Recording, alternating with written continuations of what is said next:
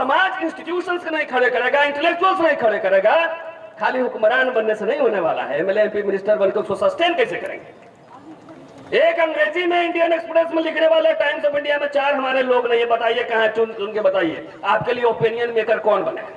कि जिस तरीके से निजीकरण हो रहा है, निजीकरण एजेंडा पे नहीं है। हमारे खासतौर से बड़े बड़े संगठन है, SC ST के बड़े बड़े संगठन चल रहे हैं, वो एजेंडा पे नहीं है। तो क्या एजेंडा पे है? कि हम देश को जागृत कर रहे हैं, समाज आंदोलन चला रहे हैं। आप में से कितने के घर में गया है आंदोलन करने या समाज जागृत करने? मुझे हाथ उठा के बताइए। ब्राह्मण को विदेश भेज देंगे तो अच्छा लगता है। एक आदमी और ये बात बोलता है कि मुसलमान को पाकिस्तान भेज देंगे तो विदेश भेज देंगे। सुनने में फिर गुदगुदी लगता है कि चले जाएंगे तो सारा मठ का जमीन मंदिर का माल हमारा ही होने वाला है। बगैर किसी औपचारिकता के, क्योंकि बहुत सारे वक्ता हैं और मैं ज्यादा वक्त आप लोग का नहीं लेना चाहता, सीधा और सीधा ये संविधान और मनुस्मृति के बीच ये धर्म युद्ध चल रहा है, सीधा और सीधा। एक तरफ आरएसएस और बीजेपी है, वो मनुस्मृति का समर्थक है, पूरी इसके दर्शन। और मैं समझता हूं कि दूसरी तरफ जितने संगठन है और विपक्ष है उनको होना चाहिए। जनता लोग एकीकृत है। अब नेताओं की जिम्मेदारी है, पॉलिटिकल पार्टी की जिम्मेदारी है कि वो एक हो जाए, ना नुकुर छोड़े। नहीं तो आज मेरी बारी है, कल आपकी भी होगी। अभी मैंने खबर पढ़ा लालू जी के फैमिली को फिर पूछताछ के लिए कई घंटों से बंद किया हुआ है। लेकिन इसी बीच 9 सांसदों ने प्रधानमंत्री को चिट्ठी लिखा है कि ईडी के दुरुपयोग पर संवैधानिक संस्थाओं का तो मैसिव दुरुपयोग हो रहा है। तुम्हारे पांव चरण और हमारे पांव लात, तुम बोलो तो पुलिस सुरक्षा देगी और हम बोले तो गिरफ्तारी होगी। ये खुला खेल फर्रुखाबादी है और इसमें अब जो डर के घर में रह गया वो रह गया। यार पार की लड़ाई है, लड़ी जाएगी, चाहे गिरफ्तारी जितनी भी हो। तो लोगों ने कह दिया, हिमांशु जी मेरे साथ थे, सुप्रीम कोर्ट ने जुर्माना लगाया, बोले नहीं देंगे, जेल भेजना है भेजो। तो 2-4 करोड़ लोग बोलो चलो जेल ले चलो, जेल तुम्हारी कम पड़ जाएगी। तो आपके अंदर और खास तौर से पढ़े लिखे नौकरी पेशा वर्ग है, उनके अंदर जो डर है वो डर पहले निकालना है। जो डरता है उसको तुरंत वो CID वाला पुलिस वाला पकड़ता है। वो खीरा चोरी के आरोप में जेल भेजता है। हीरा चोर अभी लंदन घूम रहा है, वहां से बढ़िया बढ़िया फोटो भी डालता रहता है बीच बीच में। दोस्तों, मैं कोई अनरियलिस्टिक ड्रीम्स में नहीं दिखा था कि कोई ऐसी काल्पनिक जो सपना, द ड्रीम, जैसे रात में देखते हैं ड्रीम गर्ल सपना देखते हैं, उस तरह के सपने की बात मैं नहीं करता। जो वस्तु स्थिति है वो सामने समझना चाहिए और रियल वर्ल्ड में आकर बात करनी चाहिए। और क्यों कह रहा हूं? इसलिए कह रहा हूं कि जैसे देखिए तालियां बजेंगी, अब बोले हैं कि सीधे अब हमें जो है पार्लियामेंट के गुंबद पर जाकर झंडा फहराना है। खूब तालियां बजती है, खूब बज रही। पार्लियामेंट के गुंबद पर जाकर दूरबीन से अफगानिस्तान और अमेरिका तक पूरा हुकूमत करना, रसिया तक पहुंच जाना है। खूब हमारे लोग ताली बजाते हैं, उनको गुदगुदी लगती है, अच्छा लगता है सुनने में कि ब्राह्मण जूता बांधेगा तो सुनने में अच्छा लगता है। फिर रात में सपना में देखता है कि मैं सिंहासन पर बैठा हूं और बाबू साहब ब्राह्मण लोग मेरे पांव मालिश कर रहे हैं, कितना अच्छा लगता है सुनने में। ब्राह्मण को विदेश भेज देंगे तो अच्छा लगता है। एक आदमी और ये बात बोलता है कि मुसलमान को पाकिस्तान भेज देंगे तो विदेश भेज देंगे। सुनने में फिर गुदगुदी लगता है कि चले जाएंगे तो सारा मठ का जमीन मंदिर का माल हमारा ही होने वाला है। चुनाव के समय बीजेपी के लोग फैलाते हैं कि ये मुसलमान पाकिस्तान जाओ चला जाएगा तो आपको नवाब साहब की हवेली और जमीन आप ही को मिलने वाला है। खूब अच्छा लगता है नहीं लगता है? आज तक 4 मुसलमान को पाकिस्तान भेज पाए। आरएसएस बीजेपी सरकार 8 बरस से है, बताओ कितने मुसलमान को कहां से कहां भेजती है। लेकिन ये खाली दलितों को मैं फोकस कर रहा हूं, मैं अभी बहुजन पर नहीं जा रहा हूं। दलितों को आज मैं विशेष रूप से शेड्यूल कास्ट शेड्यूल ट्राइब को फोकस कर रहा हूं। ये कोई आपको ब्राह्मण को रोहिंग्या भेजने का सपना दिखा रहा है, कोई मुसलमान को पाकिस्तान भेजने का सपना दिखा रहा है, तो भेजोगे भाई तो पाकिस्तान टफ बॉर्डर है, पासपोर्ट भी लेना पड़ेगा, मांगना पड़ेगा, अफगानिस्तान भी बीच में है कि नहीं? कैसे भेजोगे? पता है सबका पासपोर्ट भी बनवाना पड़ेगा। तो ये पता नहीं, लेकिन भेज देंगे तो गुदगुदी लगते रहता है, अच्छा लगता है। और ये भेजते भेजते मोदी सरकार, बीजेपी के लोग कहते हैं कि 70 साल में क्या हुआ। और मुझे दुख इस बात का है कि दलित लोग भी बहुत सारे कहते हैं कि 70 साल में क्या हुआ। 70 साल में कोट पैंट और टाई भी लग गया, ये नहीं पता है? कोट पैंट टाई लग गया है 70 साल में। जो कमर में झाड़ू और गले में मटका लगाया जाता था, कोट पैंट टाई लग गया, लग्जरी गाड़ी में घूम रहे हो। तो आरएसएस बीजेपी ये बात बोले तो हमारे समझ में नहीं आती है। ये SC ST क्यों बोल रहे हैं बात? एक बड़ा मिडिल क्लास तैयार हुआ, हजारों करोड़ रुपए तनख्वाह मिलते हैं, PSUs में नौकरी मिल रही है, बैंक का राष्ट्रीयकरण हुआ, सब कुछ हुआ, और तब भी आप अगर समझ रहे हो कि 70 साल में क्या हुआ, तब तो सोचना पड़ेगा ना कि बीजेपी RSS के साथ एक हो और कुछ लोग एक ख्वाब आपको बांट रहे हैं। मैं ऐसे कोई ख्वाब नहीं बांटता, मैं अनंत दिखलाता हूं। जमीन पर आ जाइए, जितने यहाँ पर मुद्दे हैं, यहाँ पर हिस्सेदारी की चाबी, जातीय जनगणना, उच्च न्यायपालिका में हिस्सेदारी, बैलेट पेपर से चुनाव, ठेकेदारी में हिस्सेदारी, ये असली मुद्दा है। और असली मुद्दा इसलिए है, ये पॉलिटिकल मुद्दा है। सब हमारे लोग हैं ना, जितना जैसे बोलेंगे ना हुक्मरान बनना है, सब लोग ताली बजाता है, सब समझता है कि हम ही MLA MP बनेंगे। सबको ख्वाब है, किसी को ये ख्वाब नहीं कि मेरा बेटा बेटी नोबेल प्राइज जीते, ऑक्सफोर्ड में जाके PhD करे। ये ख्वाब है? ये ख्वाब नहीं। सबको एकदम सीधा, जितने हैं 545 सीट है भाई, इतने लोग ही बन सकते हैं। तो बाकी लोग क्या करेंगे, इसका कोई ऑल्टरनेटिव प्लान हमारे लोगों के पास नहीं है। सारे स्कूल कॉलेज बर्बाद हो रहे हैं। कुछ दलित नेताओं को देखते हैं कहते हुए कि स्कूल कॉलेज हमारी जिम्मेदारी नहीं है।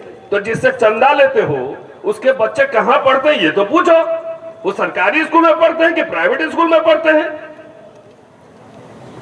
तो जो समाज इंस्टीट्यूशंस नहीं खड़े करेगा, इंटेलेक्चुअल्स नहीं खड़े करेगा, खाली हुक्मरान बनने से नहीं होने वाला है। MLA MP मिनिस्टर बनकर उसको सस्टेन कैसे करेंगे? एक अंग्रेजी में इंडियन एक्सप्रेस में लिखने वाले टाइम्स ऑफ इंडिया में 4 हमारे लोग नहीं है। बताइए कहां, चुन के बताइए आपके लिए ओपिनियन मेकर कौन बनेगा, कौन बनेगा, ये सवाल है। और खास तौर से मैं आज इसीलिए फोकस कर रहा हूं कि मेरी बात उन लोगों के बीच जानी चाहिए। जब भी कहते हैं कि एक आदमी को तो गांव से नहीं निकाल सकते हो, खाली एक ब्राह्मण को, आप पुजारी को गांव से निकाल के देखो, ठाकुर बनिया कायस भूमियार सब एक हो जाएंगे और वो इलाज करेंगे कि पता लग जाएगा। जब भी हमारे हक हकूक की बात होती है तो हम लोग एक घालमेल कर देते हैं, और घालमेल करते हैं इसीलिए हम लोग कोई सफल नहीं हो पा रहे। जब दीवार में सुराख करना हो तो एक ही जगह ड्रिल मशीन लगाना पड़ता है, एक ही जगह है ना। 4 जगह ऐसे लगाएंगे तो कहीं सुराख नहीं होती है। तो जब भी कोई हक ट्राइबल को देने की बात हो, शेड्यूल कास्ट की देने की बात हो, तो सब जोड़ देंगे कि SC ST OBC माइनॉरिटी सब एक ही साथ होना चाहिए। तो आईवी वाला रिपोर्ट तो जाकर देता होगा, भाषण अच्छा चल रहा है, लेकिन फोकस एजेंडा तय नहीं हो रहा है कि इस देश में आपके बच्चों को अंग्रेजी एजुकेशन चाहिए कि नहीं चाहिए।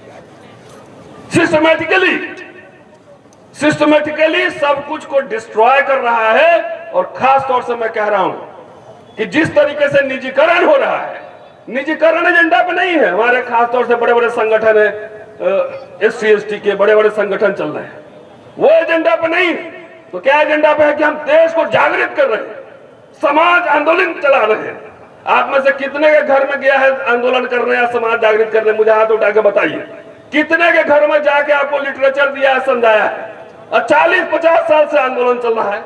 तो कम से कम यूट्यूबर्स है ये 10-20, इनको बधाई दे दीजिए। कभी कभी 5-10 इंटेलेक्चुअल एक्टिविस्ट इस दिल्ली में पत्रकार होंगे, उन्होंने करोड़ों लोगों के पास वो मैसेज पहुंचा दिया जो आप पहुंचाने की कोशिश इतने साल से कर रहे हैं।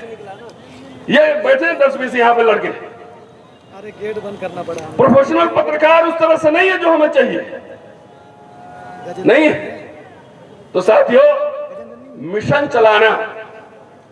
चलाने के लिए एक रिसर्च टीम चाहिए। तो हमारे यहाँ जितने भाषण होते हैं पूरा उठाकर खाली पॉलिटिकल नारेबाजी ज्यादा होती है, खूब पॉलिटिकल नारेबाजी, कोई अर्थशास्त्र पर चर्चा नहीं है, कोई चर्चा नहीं होती।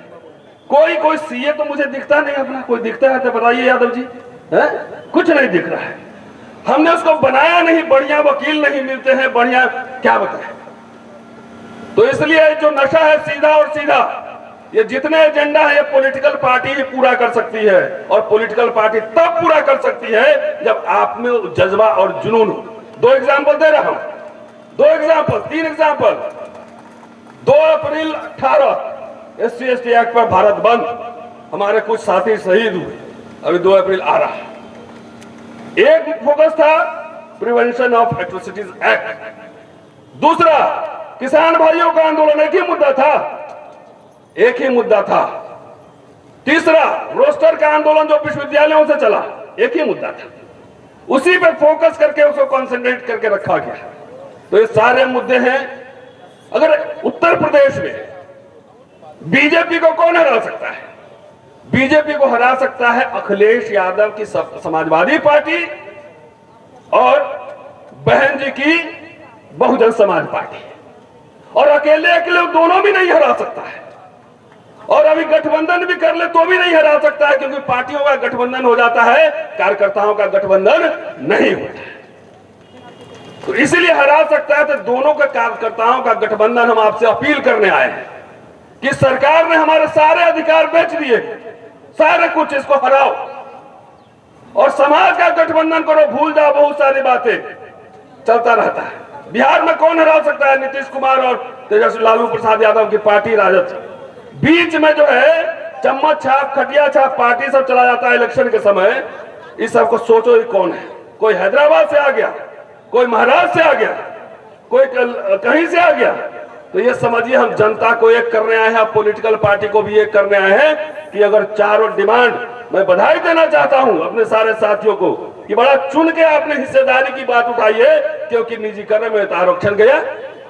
और एजेंडा एक और लाना होगा कि सरकार ने पिछले 8 साल में जितने बेचे हैं सरकारी संपत्तियां, उन सबका पुनः राष्ट्रीयकरण हो, ये सवाल लाना पड़ेगा। अगर नहीं होगा तो ये जान लो सबसे ज्यादा SC/ST, उसके बाद OBC और उसके बाद माइनॉरिटी, सबका ये RSS बीजेपी सरकार सबका BP और शुगर ठीक कर देगा।